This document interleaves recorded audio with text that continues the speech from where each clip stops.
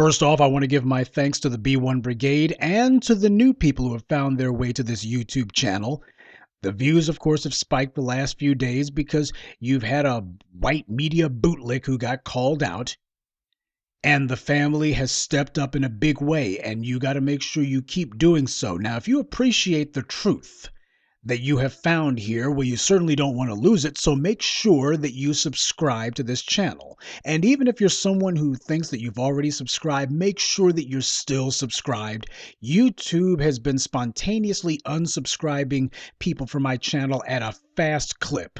And a lot of people have been commenting that they thought that they were subscribed, but they suddenly fell off. I can see it in my analytics. I can see when YouTube's been messing with the numbers. So make sure that you are subscribed and be sure to tell someone else about it.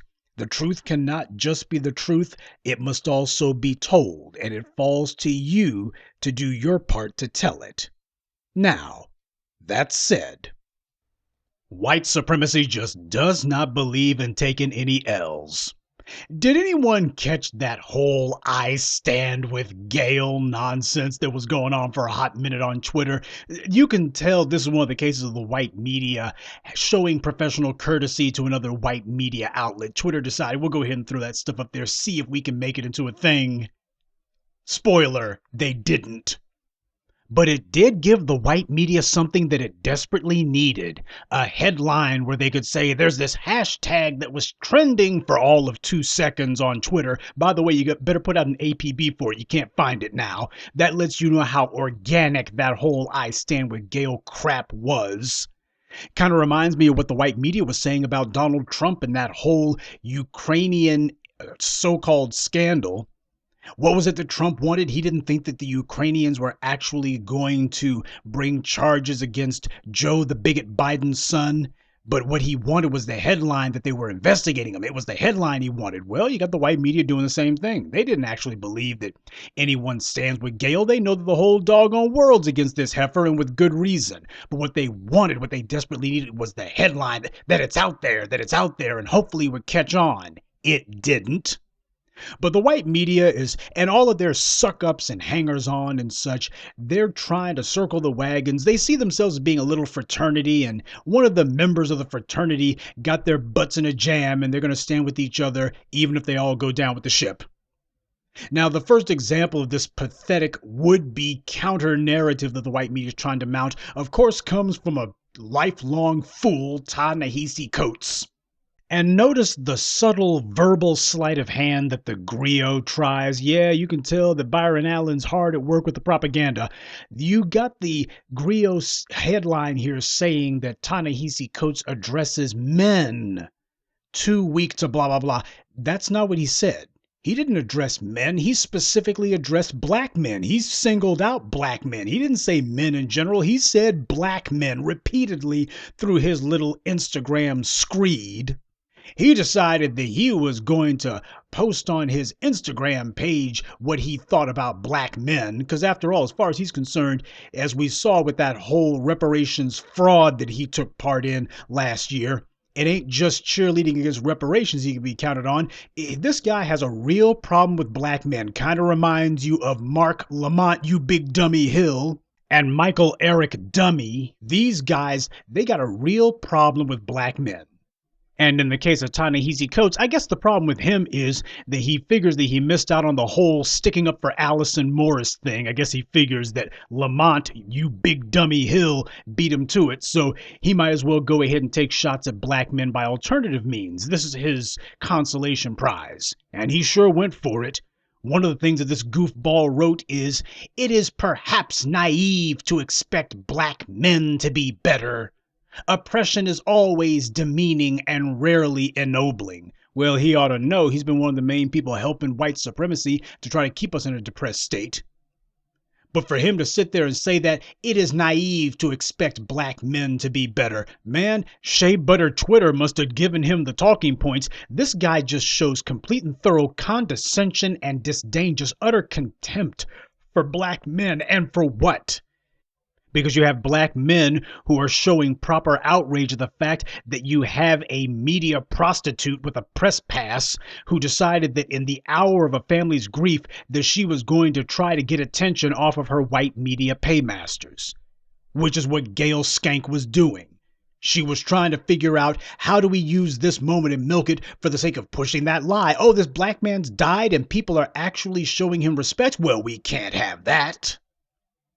Among Ta-Nahesi Coates' other little brain farts that he put in there was that we did not calmly express our dislike of the question. That's because the question was a full-on attack, and you don't deal with a full-on attack by giving a tut-tut.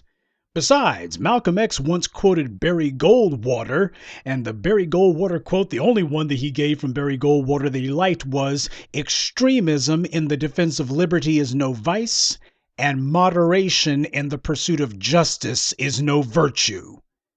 You see, that's what Ta-Nahesi Coates and his white supremacist paymasters understand. That when you're attacked, you don't sit there and give a lukewarm response. When you are attacked, you come out claws bared, fur flying.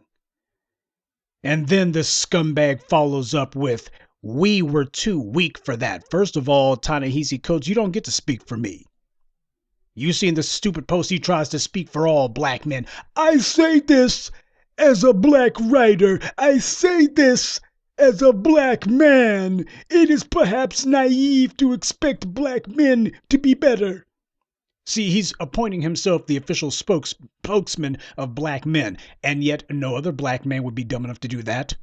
No, Ta-Nahesi Coates, the problem isn't weakness on the part of black men. We were weak before, letting all this disrespect slide, letting all of these attacks slide, letting all of this demonization and this endless maligning and disrespect slide. Now we're showing strength. You're the one who's weak.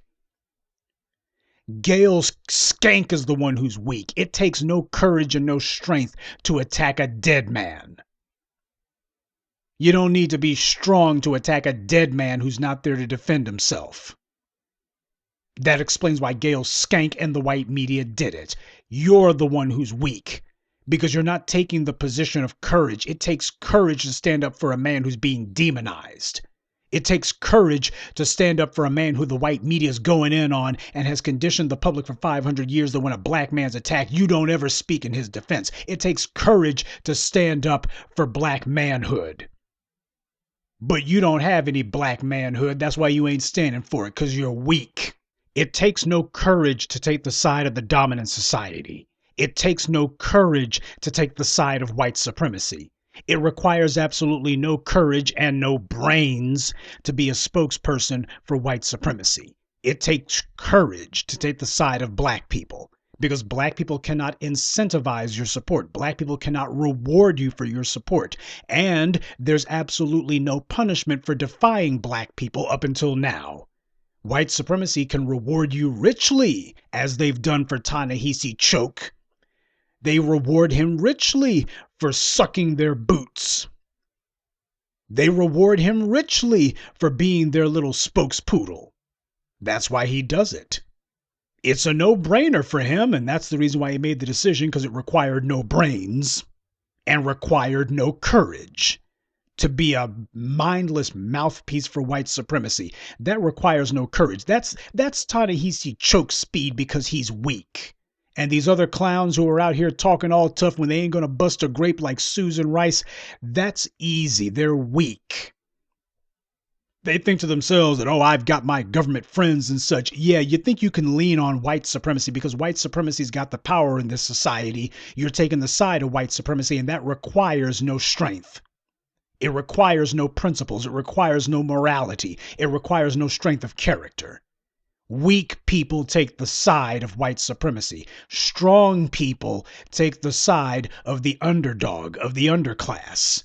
Because strength is the only thing you got, because you ain't got no material resources to lean on. There are no rewards, no tangible rewards that go along with standing up for the underdog. Which explains why Ta-Nahesi Coates doesn't do it. Ta-Nahesi Coates is the kind of spineless jellyfish. He's the kind of idiotic panty waist the white supremacy likes. So, but you see how he's getting raw in here. He's BS and the F-bomb and everything. You can tell when these clowns are nutting up. Yeah, he's helpless. That's what the problem is. They're so used to having it all their own way. When they actually get challenged on something, they don't know how to respond because this is a situation they haven't been in before. And they definitely didn't expect for black men to be the ones who put them in this position. Ta-Nahesi does not even say one syllable of concern for the family of Kobe Bryant, his surviving family. He doesn't say anything about them. During a time like this, before you start whining and complaining about Snoop Dogg showing justified umbrage at Gayle Skank's disrespect and her attack by proxy on black people, you might want to ask, have any of these people said anything regarding the family of Kobe Bryant, the surviving family? Have they shown any concern at all? Just a shred of human recognition for them? Or are they so busy trying to stick up for their little member of the white media fraternity, as they see it, their fellow fraternity member, that as far as they're concerned, to hell with Kobe Bryant's family? That lets you know what this is really about. This is about white power the operatives and bootlicks of white power trying to protect their little club. And it isn't working. And you can tell it's not working because you know when these chumps find their backs to the wall, they really start nutting up when they start cursing. And of course, Ta-Nahesi Coates was no different. I'm not going to use the language that he used, but you can look at his Instagram post and you can see that he says a lot of us effing lost it. No, from the sound of things, Ta-Nahesi chokes. You're the one who lost it. And we lost you and we're glad for it. And Ta-Nahesi wasn't the only fool. You had Susan Rice, who I'm convinced must be related to Condoleezza Rice, and she decided that she was going to curse all at Snoop Dogg. Snoop, back the F off. Yeah, people are going to back down. People are going to relent. People are going to let Gayle Skank get away with her racist attack by proxy for white supremacy because you got this wrinkled up, dried out hag from a failed administration who says that. You come for Gayle King, you come against an army. Yeah, an army of ants. But keep in mind, this woman's supposed to be a former presidential staffer. This woman's supposed to be somebody who knows better, somebody who's supposed to be educated, somebody who's supposed to be worldly. This is supposed to be a dignified, respectable woman. And what you see is when you threaten massa, because that's what this is really about. They don't give a damn about Gayle Skank. What they care about is you have to protect one of white supremacy's institutions because they're all on the take and they're depending on white daddy for every crumb of their daily bread. So that's what they're really angry about. You had black folks getting murdered coast to coast. Susan Rice, you wouldn't have known that she was even on planet Earth going on because she didn't have much to say. Gayle Skank gets called out because of what everyone correctly identifies as a racist by proxy attack that she carried out for her white paymasters. And here Susan Rice is talking all tough. That lets you know what this is really about. And of course, the party wouldn't be complete without Roly-Poly Martin. You know, he's got so much respect for black women that he decided to tell a black woman online that she was a dumb A. This is what Roly-Poly does. This is Roly-Poly for you. Got all that respect for black women. Well, black women who white daddy tells him that he's supposed to show some consideration for. Other than that, well, here comes Roly-Poly with all the cursing and such. You see that across the board, just profanity after profanity after profanity. And these are the chumps who want to pretend as if they're on the side of morality. They're on the right side of history. What they're angry about is they're used to having it all their own way. They're used to the white media being able to bestow victory on themselves because they were the ones who had the mic and nobody else could say otherwise. And it makes sense that Roly-Poly would be angry. I mean, we ran the bastard off of cable news and we have now relegated him to obscurity online. It's just one failure after failure for him. About the only place that he has victory at is the buffet line at Western Sizzlin'. That's the one place where he wins. Everywhere else he loses. But it's only natural that Roly-Poly would be frustrated as hell. I mean, take a look at the guy. If you look like this, you'd be frustrated too. And I'm not going to lie, I still have PTSD from the first time I saw this photo. I had to go see a shrink. What was it Marlon Brando said in Apocalypse Now? The horror. The horror. Photos like this will destroy your faith in mankind. And speaking of the lowest levels of mankind, that brings us to the folks over at MSNBC, the watered down white supremacist cable network. They might as well go ahead and call themselves Fox News East, because that's basically what they are. But you had Joe Scarborough and his friend Mika the Bigot Brzezinski, his little bed buddy. They decided they would give a platform to no less than Corinne Pierre, who, given her IQ and her moral bearing, her name ought to be Corinne Steffens. That's much closer to her character and temperament. But Corinne Pierre decided, in the middle of a rambling, idiotic little rant that she had about the treatment of women, out of nowhere she shoehorns in some phony baloney sympathy, some just ginned up fake sympathy for Gayle Skank. And talking about how black women, and then she had to correctly just say women, come on, get your story straight. You already let the cat out the bag. But they say the guilty dog barks first, and this is doubly true when you look at how MSNBC's been going overboard trying to run interference for Gayle Skank. And it makes all the sense in the world that NBC would be concerned about the black media putting a spotlight on sexual predation in their camp. NBC in particular has to run to the rescue because they are particularly vulnerable to the accusations of protecting white male sexual predators and harassers in the workplace.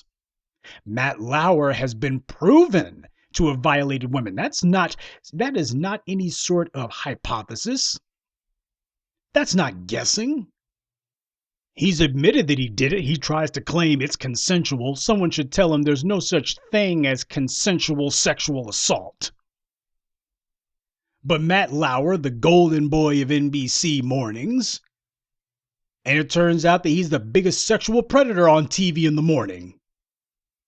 And speaking of morning sexual predators, the runner-up is Mark Halperin, who was a panelist on Morning Joe. Him and Mika the Bigot Brzezinski would be yucking it up. I guess that's why Mika decided that she'd be the first one to stick up for him after the accusations came down and NBC sent him packing. It was Mika Brzezinski who shamelessly was defending this guy, and oh, how unfair, and he was just sent out the door, and oh yeah, the same script that Gayle Skank was giving. What about redemption? There's two sides to every coin, and wasn't this just precipitous, and oh, we should, at the very least, weren't we just too harsh? Weren't we just too harsh? By the way, nobody ever said that about Tavis Smiley, and those were lies that were said about Tavis Smiley.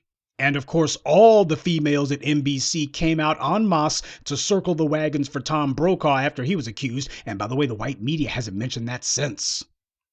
But by far, when it comes to white media news anchors and the mistreatment of women, the biggest questions surround Joe Scarborough himself. It was President Trump who reminded everyone about how when Joe Scarborough was a Republican congressman, it was Lori Klausutis, one of his female interns, who turned up dead in Congressman Joe Scarborough's office. See, that's a little bit of Joe Scarborough history that the white media doesn't talk about. When Joe Scarborough was a member of Congress, one of his female interns was found dead in Joe Scarborough's office. Now, did Joe Scarborough have anything to do with that? I'm not saying that he did. Because by all accounts, the white media is saying that, well, he didn't have anything to do with it. By the way, has there ever been an instance where a member of Congress has been found guilty of committing some sort of violent crime? I'm talking about, murder or something of that sort. When you go to Congress, it just basically becomes a matter of you're part of the institution. And at that point, no matter what it is, doesn't matter if you're a member of Congress or president, there's never anything that you do that rises to the level of, yep, he did it. By the way, this is separate from Joe Scarborough, but this is not to cast aspersions on him, of course. But it's just very interesting how whenever you have members of the federal government, the elected guys in the Congress or in the White House, you ever notice how when it comes to serious violent crime, for some reason, there never seems to be anything that's allowed to touch them. It never gets ascribed to them, no matter who it is.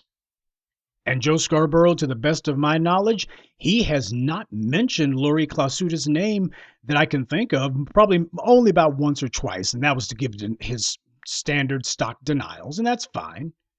He refuses to even talk about her. He refuses to even discuss it. As far as he's concerned, that's in the past. We ain't talking about that. You know what it reminds me of? It reminds me of Ted Kennedy and Chappaquiddick. That's the first comparison that comes to my mind when I think about Scarborough and Laurie Clausewitz.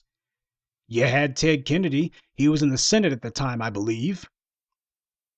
And you had him, whether he was drunk or not, which he most likely was, the dude stayed drunk.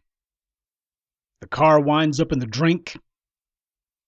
Ted Kennedy comes out of it. The woman who was in the car with him, she doesn't. And Ted Kennedy made it very clear. He talked about a lot of things, even the assassination, just the murder of his brother, the public display murder of his brother in broad daylight in front of the world. He would talk about that. He'd talk about the murder of his brother. He would talk about the murder of his other brother, Robert Kennedy. He would talk about that. But Chappaquiddick? No, he ain't talking about that. He would never talk about that. Not to say that he had anything to do with the death of Laurie Clausewitz, but the question is, at the very least, since apparently it doesn't matter if you have anything to do with a woman being harmed or not, just the very fact that an allegation is made, apparently that makes you guilty right off the bat. So that being the case, why doesn't Gayle ask any questions? Why doesn't Nancy Grace? Is HBO or Apple Plus going to do any documentaries about Joe Scarborough? Nah, this gets to fall down the memory hole. Yeah, if Joe Scarborough had been, say, John Lewis, one, I wouldn't be giving any sympathy for him anyway. And two, you better believe the white media be all over it. CNN be doing exposés, they be all over it. See, nobody ever tries to put these white men in the media on the spot. And nobody goes running up in the face of Mika Brzezinski and says, hey, you and Joe have been bumping uglies. Has he said anything? Has he made any pillow talk that involves Laurie Clausewitz? Did he mention her by dark of night? They don't go running up in her face like that. Gayle King doesn't do that kind of thing to Mika Brzezinski. But Joe Scarborough would bring on Corinne Pierre, and please don't kid yourself and think that she just did that spontaneously. There's this spontaneous verbal vomit that rambled on until she got to a strident defense of the indefensible. Don't think that she just did that on the spur of the moment. They planned this crap out. You can tell that they planned it out because you notice that no matter how much she was rambling, Joe Scarborough and Mika and the rest of those chumps up there, they didn't even interrupt her. Normally what would happen is they would interrupt in the sense that they would try to be prompting you to move it on. We only got so many minutes, got to get this in before the next commercial break. They didn't say anything. They just let her go on and on and on as if they knew where she was going with this. You've seen these freaking morning news show panels. You can barely make a complete sentence before somebody tries to interject or interrupt or try to move you along or what have you. They let her talk, and they never did that for her before. You go watch any other times that Corinne Pierre's been talking, they interrupt her all the time. She's just there to be the token black person on the panel. Yeah, but today was different. Because today they needed her to run interference for a white media tool who got called out. What they're trying to do is they're trying to bestow victory on themselves. They know that they got their butts roundly kicked. And as far as they're concerned, they're thinking to themselves, well, we're just going to declare victory and move on, and hopefully this will die down. Spoiler, it won't. Because the white media did not cause this. The white media is not the reason why Gayle Skank is getting dragged. She's not the reason why all these white men in media who have been committing crime, sexual crime after sexual crime, are getting called out. The black media is the reason it's happening. The white media did not cause this day of reckoning, hence they are powerless to stop it. The black media specializes in multitasking. We can make sure to hold Gayle Skank's feet to the fire, and at the same time, we can point the public's attention at these white media sexual predators and ask, why is it that these guys never get called out? Oh, because they're the ones who run the media. That's why. The white media executives, they are some of, if not the most racist people on the planet. For hundreds of years, it has been the white media that has invented and pushed practically every racist stereotype about black people that there is. These racist stereotypes were invented and popularized and ingrained into the society by the white media. And they're still doing it today. They don't want anyone talking about the stuff that we've been talking about the last few days here. They don't want anyone focusing on how these white media executives have been sexually preying on women for decades and how nobody is able to make a subject out of it because you depend on a media to do their job, but the sexual predators are the ones who run the media. So they have to protect Gayle Skank, and they have to try to see if they can spin this, try to spin it into being about sexism and we're trying to protect women. No, we're going to protect women. To them, this is what passes for clever at the white media. They think to themselves that, oh, well, we've come up with something really clever. We're going to say that this is about protecting women and see these black men, they're always attacking women. And that's what this is. This is about attacking women and Gayle Skank is perfectly fine. There's not even one credible threat against her. There's no credible example of somebody who's going to hurt her. And they know that, but it's a matter of play the victim, play it as loud as you can. But it's not working. Corinne Pierre, an immigrant, tried to sell the soap for Joe's Clansboro, and she got lit up on Twitter. You should see the response of the people telling her on Twitter. I guess she figured to herself that Twitter was going to be a safe haven for her line of crap, and instead she wound up with an insurrection in her own comment section. About the only 2 or 3 fools who were supporting Pierre were just a couple of feminist writers. You look at their Twitter profiles and the few women who had the nerve to call themselves giving a you go girl to that Corinne Pierre character. They all say the same thing. Either they work for some white media publication or they are a writer, not that anyone has read their garbage. But that's what they're all saying is, oh, we're part of the fraternity. The fraternity's got to come to the rescue for each other. Well, that ain't going to work. The white media, racists, and their black bootlicks, they're a small minority, and they always have been. But because they control the networks and the outlets, they control the apparatus that reaches the majority of people. As a result, the white media supremacists, are able to try to paint their own reality and try to turn it into yours. Their black bootlicks just repeat whatever the racists tell them to say, and they can saturate the world with their lies before anyone ever hears the truth. But now what's happening is, yeah, they can still tell people the lies. But now there is a robust and strident black media in operation that is able to debunk the lies and give people the truth. And what's happening is people are finding the truth to be far, far more attractive than the lies.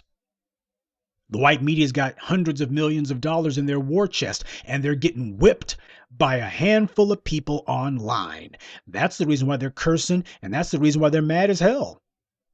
They don't have an answer for this. They need their media monopoly, and that means that there can be no one who's allowed to say anything to the contrary.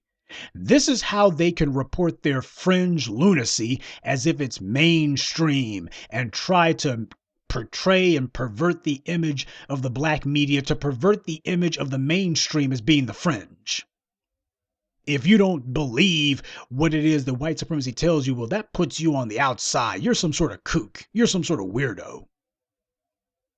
And you don't have to worry about the white media being proven wrong, because in order to prove them wrong, you require an apparatus that is widespread enough and has enough reach so they can get to enough people where the people can point in one movement and one voice and say, hey, we ain't with this, what the white media is saying. That bull crap that they're putting out there, that's not what we think.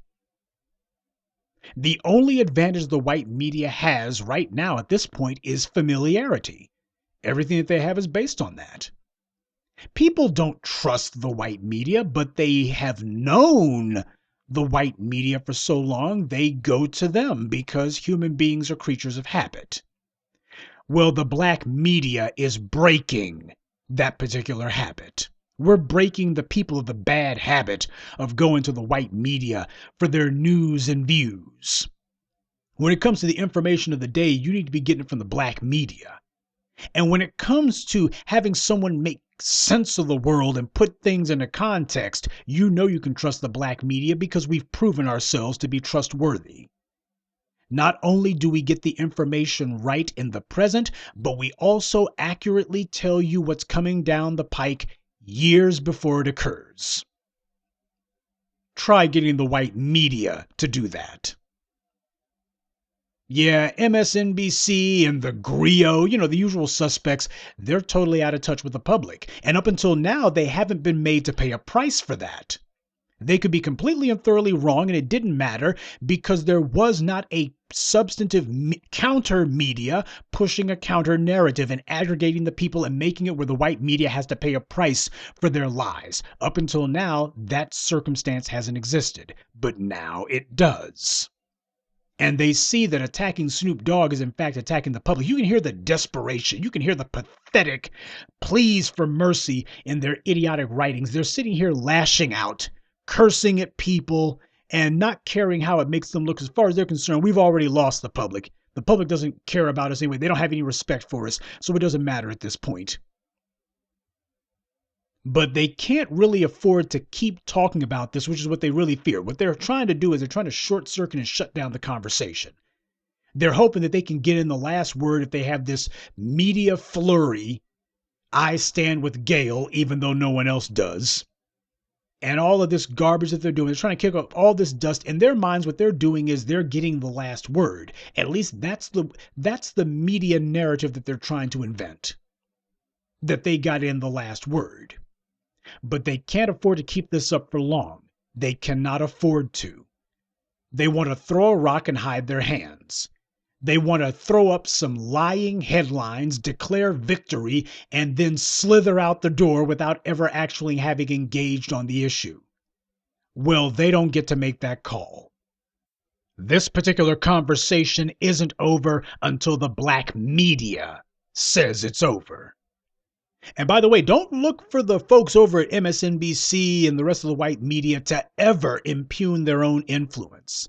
They're not going to come up with the admission ever. They will never admit that they are wrong or that the public doesn't believe what the white media says it believes. They will never admit that. The white media's entire job is to control the public through the use of lying images and fraudulent narratives. That's not merely their stock and trade. That is their decadent, deviant, satanic mission. That's the entire reason that they exist.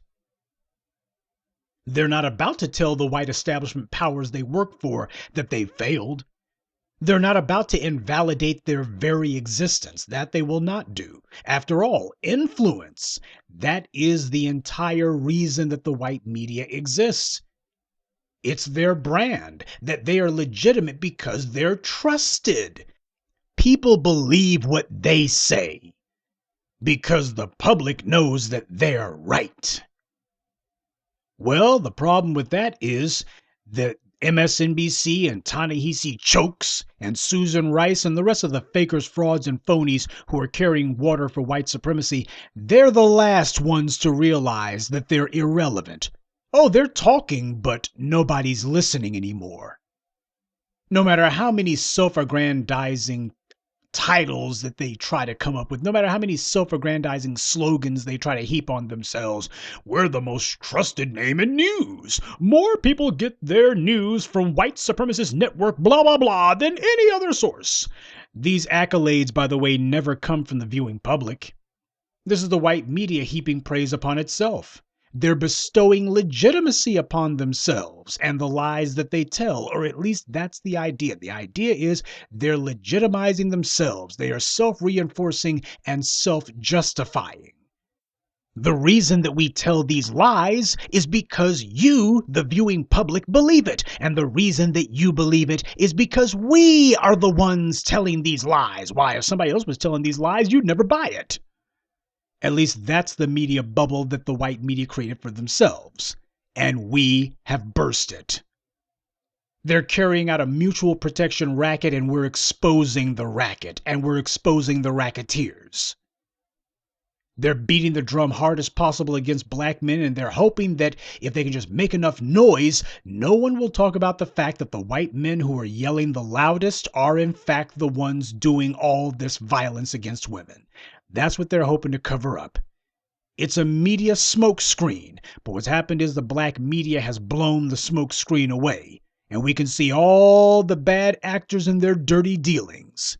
You see, the same way the threat that faces Gayle Skank is the same threat that faces her rest of her cohorts in the white media. They have seen what we did to roly-poly.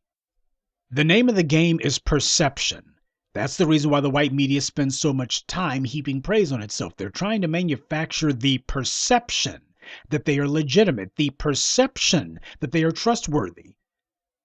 All that happens is they've got enough resources where they can be in numerous places and lie to you about the whole damn world around you. That's the only real power that they have. They have the power to create the perception that because they've got some white media reporters in Baltimore, well, that means the Baltimore PD didn't kill Freddie Gray. And because they have some white media reporters in New York, well, that means that Eric Garner's the criminal and not Daniel Pantaleo who murdered him. That's what the white media is all about. But now the black media is pushing back. They don't have an answer. And all they can do at this point is pee in their pants because they know that the perception of legitimacy is all that they have. The perception is it. And they saw what happened to the enforcement arm of white supremacy. When the black media came for the enforcement arm of white supremacy, the police now find themselves getting regularly convicted in court. And the sleaze, merits, and the mushmouth crumps are finding themselves on the defensive now. The white media can't bestow legitimacy on them. The police are now finding themselves in courtrooms where before it was a slam dunk that, oh, I can kill any nigger I want and there ain't no jury who's going to convict me. Now it's a matter of if I even sneeze, there's no jury who'll let me off the hook. Yeah, they're finding how things change because the perception of the police has now changed. Jeffrey Toobin, one of the career racists over at CNN, the cable Nazi network, he was one of the people who created that phrase, the race card. And he also was one of the people cheerleading for the police the last few years, saying that it's just the public perception. The public trusts the police, you see. Yeah, cheerleading for the enforcement arm of white supremacy. But now that the police are getting regularly convicted, you don't see Jeffrey Toobin out there saying anything. And that's how the white media is. That's how you know you've won. Don't expect them to ever come up with the admission. That's not how white supremacy works. That's damn sure not how the white media works. Victory is not going to come in the form of them giving a formal concession of defeat. Victory is going to come in the form of the sweet sound of silence. We silenced roly-poly. Sure, he can make a couple of brain farts here and there. Yeah, it's a stinks. And somebody might go, did I hear a hummingbird a moment ago? Or did I hear a mouse squeak a minute ago?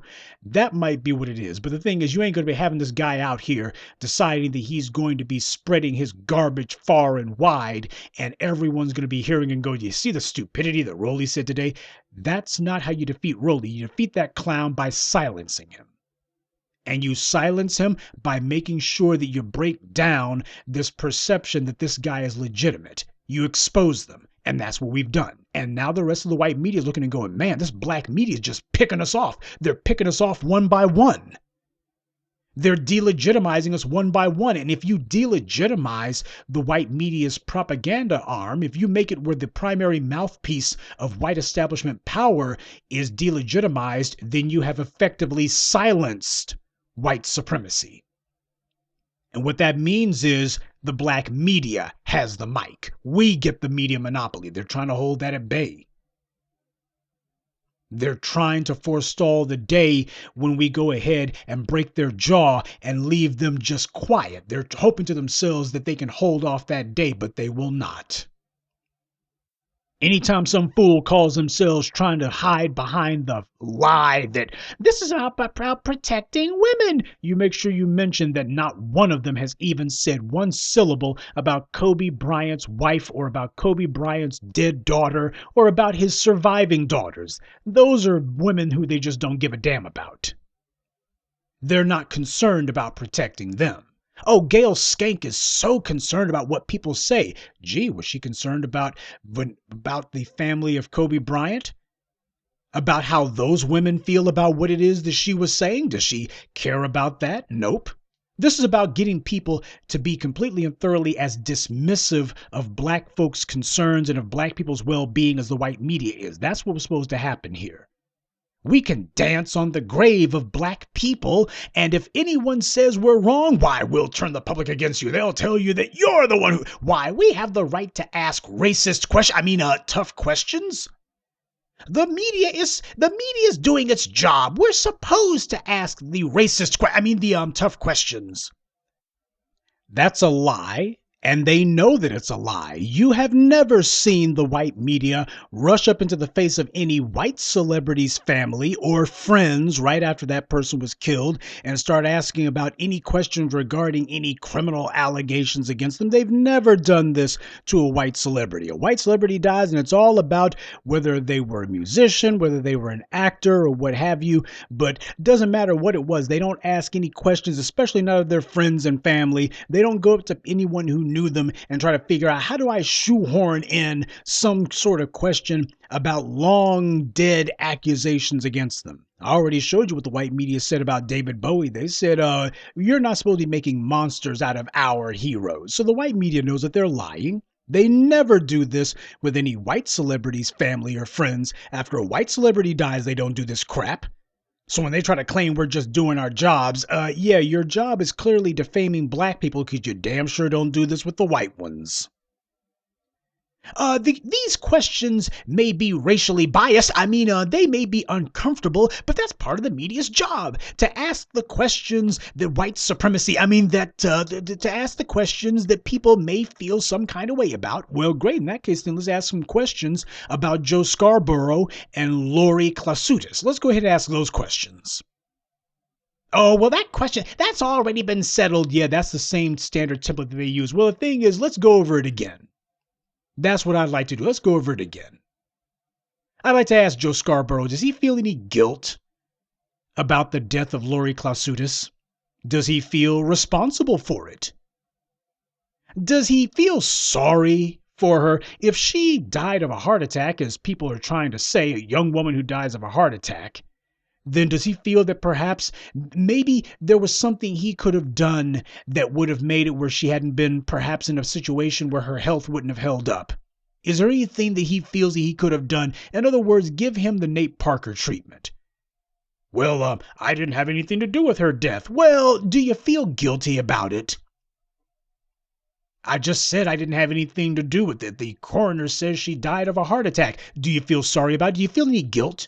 Do you feel guilty about her death? Do you feel like there was something? Do you ever feel any pangs of remorse, like there was something you could have done that she would still be alive today? In other words, treat him as if he had done something wrong, as if he was responsible for it, whether he was or not. See, the white media understands two can play this game. The black media, we know how to ask questions and just ignore your denials as if you hadn't said it. We know how to frame the questions in such a way where it's a matter of, man, you're treating me like I had something to do with this. That's a game that two can play. So far, the white media's had it all their own way. They're terrified of the shoe being put on the other foot.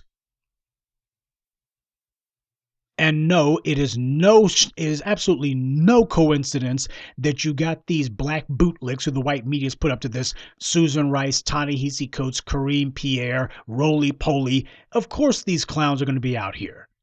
All of them want something from white supremacy. In the case of Kareem Pierre and Ta-Nahesi Chokes and Roly Poly, all these clowns, they want a network TV gig so bad they can taste it. And I know that Ta-Nahesi Chokes tries to claim that he's camera shy. Damn sure can't tell by looking. Every time you look at this idiot's in front of a camera somewhere. And though he may be allegedly camera shy, he damn sure ain't book shy. He damn sure cares about writing books, and that being the case, this is the price that he has to pay. The white media makes it clear. We'll let you be our pretend black radical. And I told you about that bastard over a decade ago. He's a phony, okay? He's the white media's cardboard cutout black radical. Well, we got this Ta-Nahesi Coates. Why, he's got one of those Egyptian names. And this guy, he's really radical. He's really, really, really radical.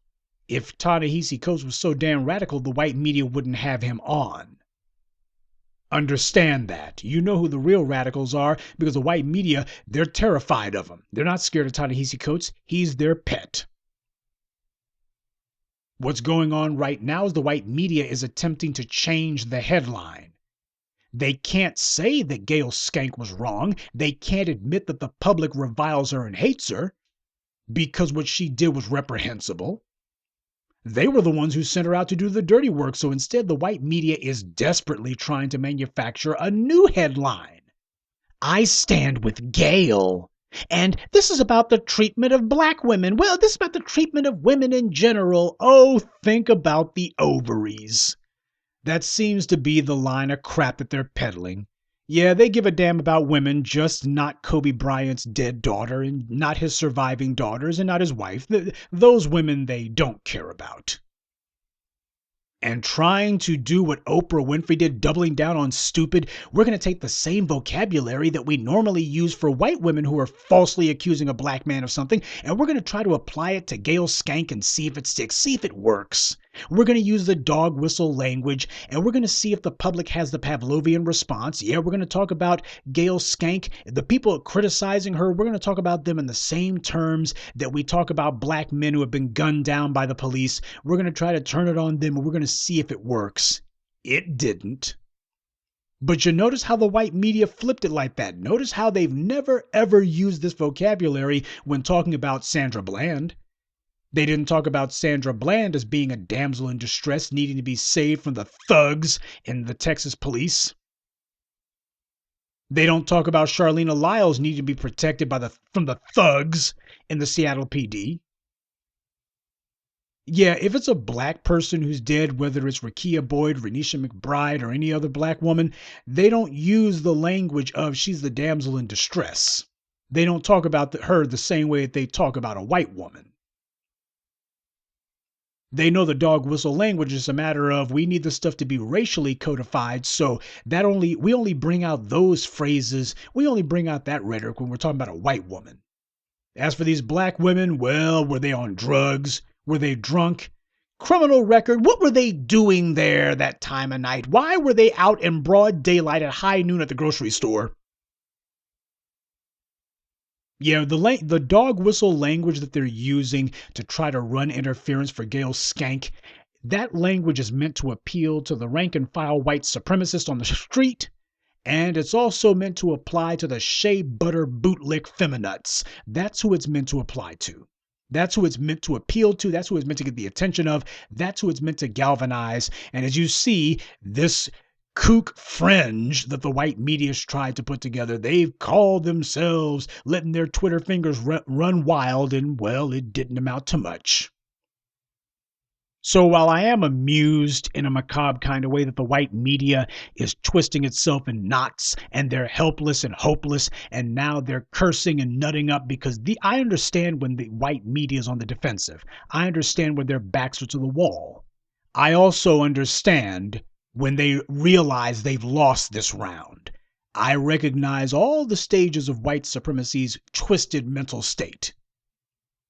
We won this one and won it big, and they're scared now that this is going to become habit forming.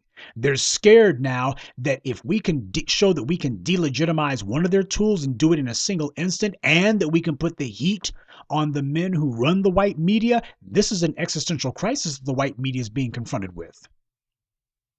Because if the men who run the white media are a bunch of sexual predators, and if the on-air talent are a bunch of sexual predators, then what that means is the public's going to be disgusted with them. And not just on the basis of, man, they're talking some stupid stuff about the economy. It's a matter of these are just a bunch of demonic reprobates. These are a bunch of reprehensible scum of the earth who are calling themselves trying to tell me about the world around me and what I should think about it.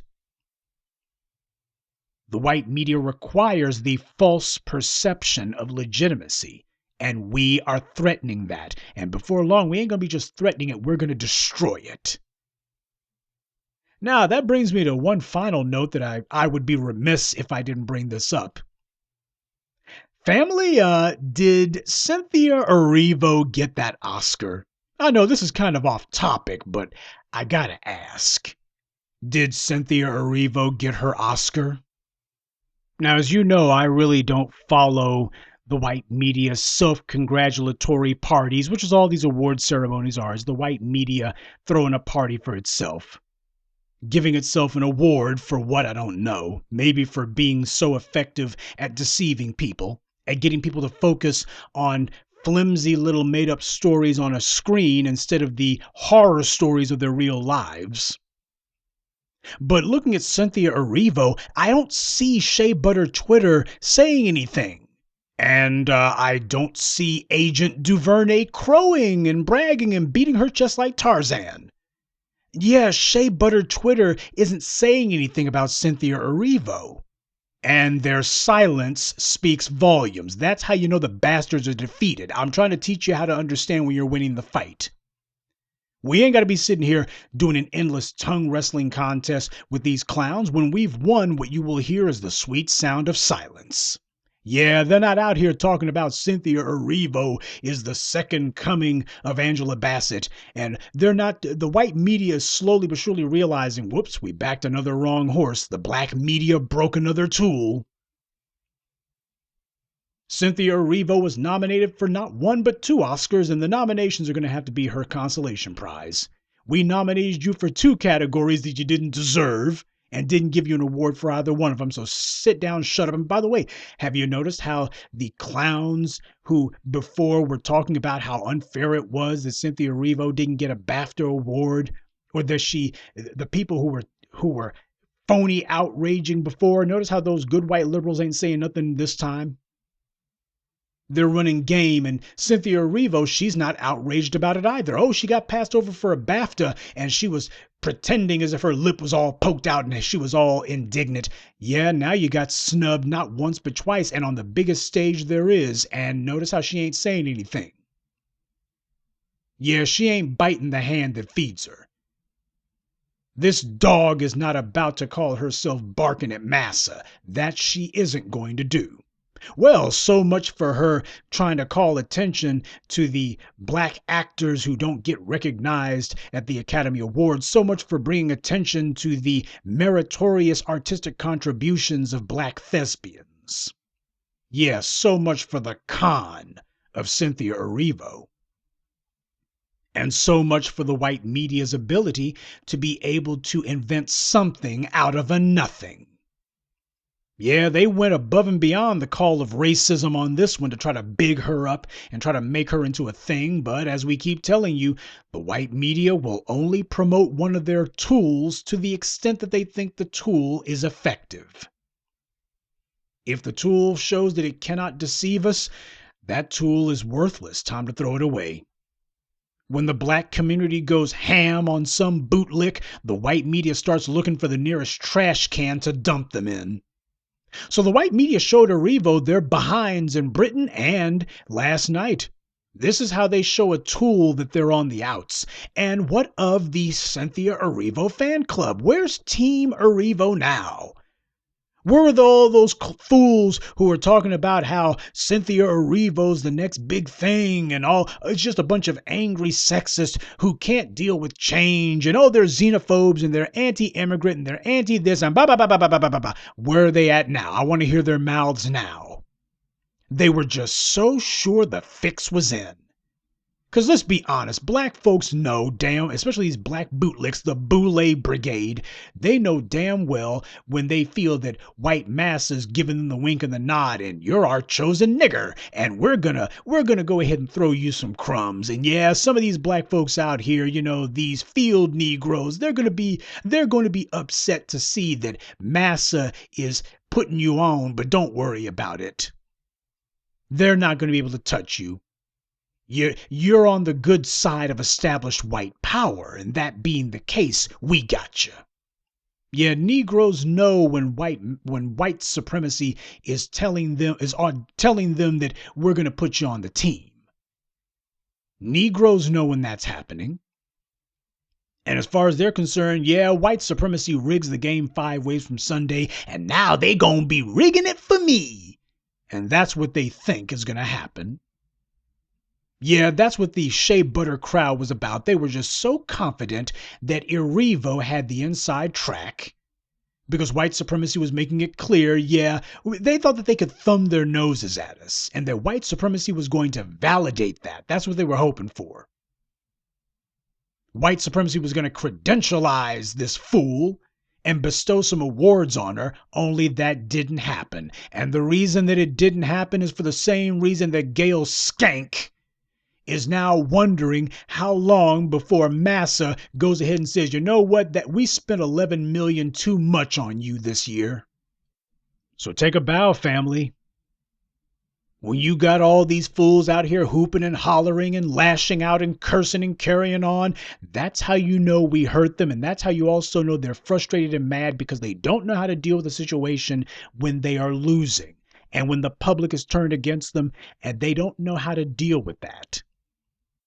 Hell, you even had Joy the Jackass Reid, who on her little show, the closest that she's come to actually speaking on the Gayle Skank scandal was that she had this high yellow female on her panel, and they were in the middle of a white audience. There were literally only like one or two black people in an entire room full of white folks at a bar, it looked like. And this is in New Hampshire.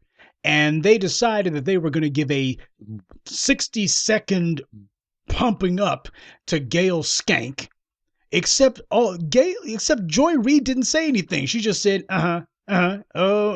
she just gave a couple of grunts of agreement, and that was pretty much it, while you had this individual saying the same old talking points that Oprah Winfrey's done so much for black people, and it was so disheartening to see Reggie Bush and to see LeBron James giving a like to Snoop Dogg's misogynoir. Yeah, they're using that old shea butter bootlick language because it's a problem of that's what the black bootlicks reduced to.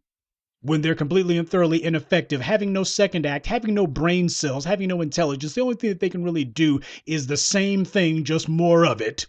If running black men into the ground is what the white media liked about you to put you on the payroll, even if it's not effective anymore, even if the black community hasn't completely and thoroughly invalidated me, I'll just keep doing it anyway because that's pretty much all I can think of.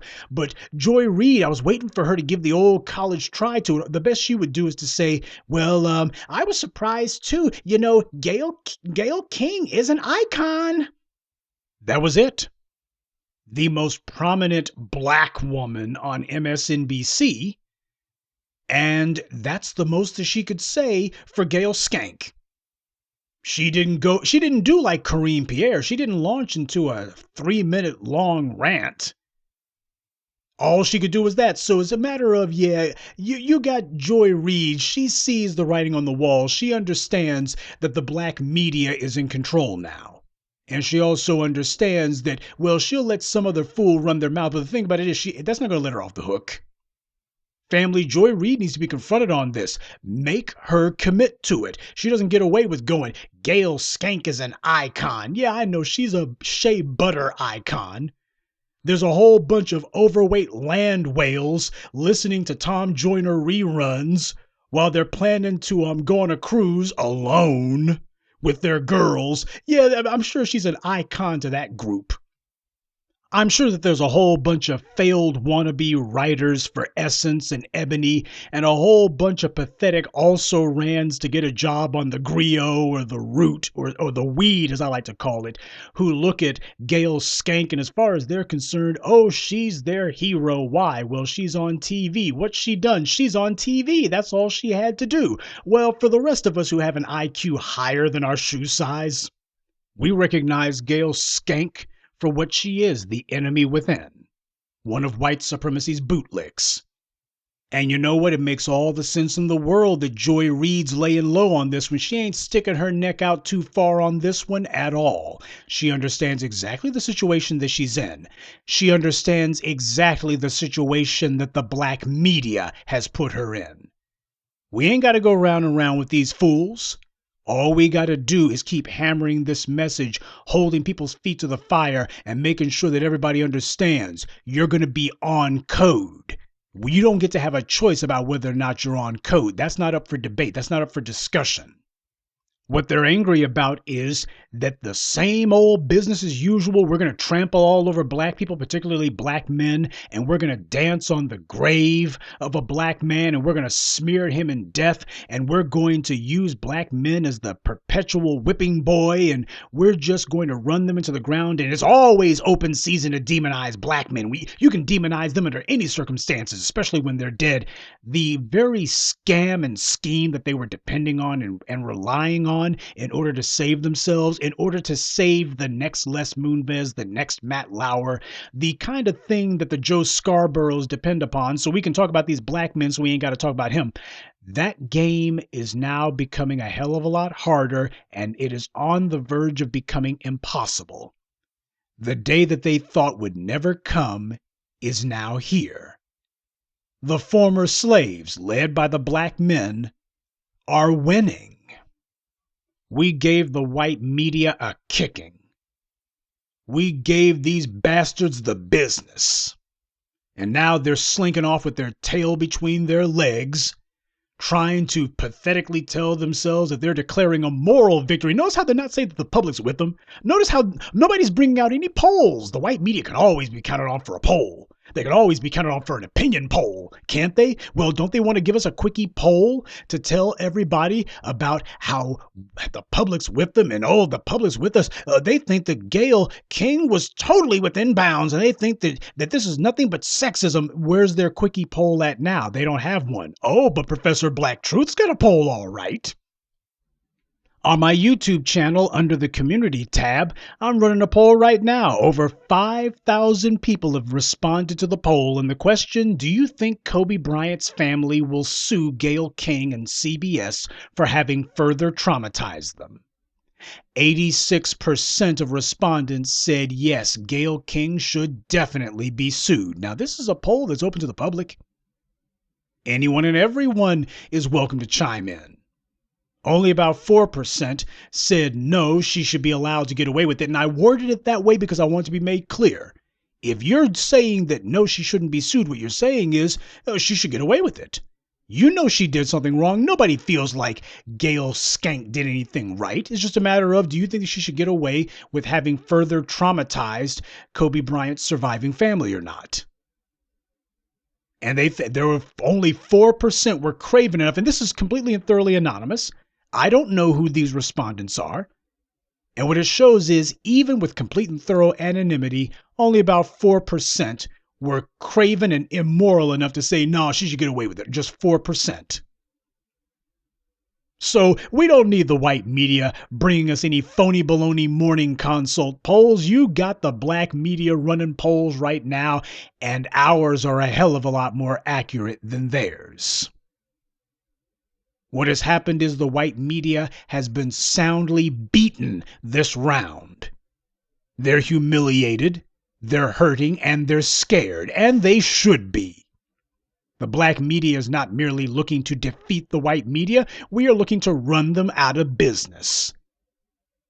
And we have taken a major step toward doing that. We are attacking their legitimacy for the same reason that we attack the legitimacy of the enforcement arm of white supremacy. You want to bring down an institution, you've got to destroy its legitimacy. People have to look at it and see that it's no longer legitimate. Because once people look at the white media and see that they're no longer legitimate, what do people do to things that they no longer see as legitimate? They can disrespect it. They can undermine it. They can attack it.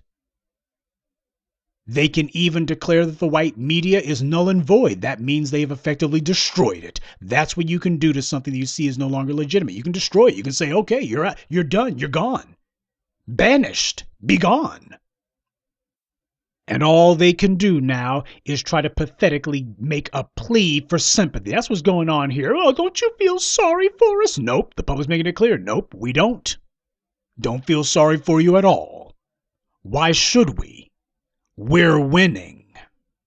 But it's not their gnashing of teeth and their wailing and pitching and moaning that ought to let you know that you're winning. You know the white media is truly good and whipped when the bastards can't say anything at all.